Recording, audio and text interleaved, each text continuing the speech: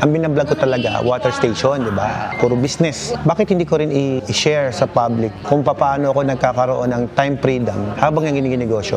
Paano kita ma-encourage na magnegosyo?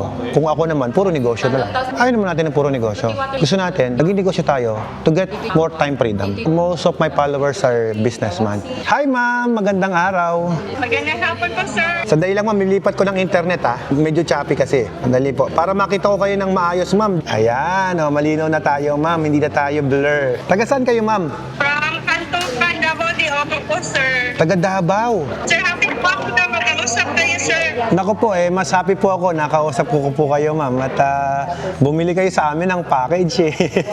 Oh, Thank you. package 5 po, sir. Salamat, salamat. Buti po, dito po kayo nakabili. Oo, syempre, pinapanood kita sa YouTube mo, sir, eh. Wow, thank you po. Saan din po ako full down payment sa DDO mo na account. Okay ma'am, sige po. Thank you, Sige. sir. Thank you so much ma'am. Ingat po kayo palagi. Bye-bye po. Thank you, sir. Bye-bye po, sir. Ayun, another day, another deal sa Davao naman. Ano yan? Pumipirma ka na ng kontrata, sir? Apo. Hindi ka nagpapapigil, sir? Package 9 na yan, sir. Oh. Sabi mo nga kuya ang number 1 natin yung makina. Yung pinaka-the best na yung kinuha mo, sir. Si sir naman, laundry.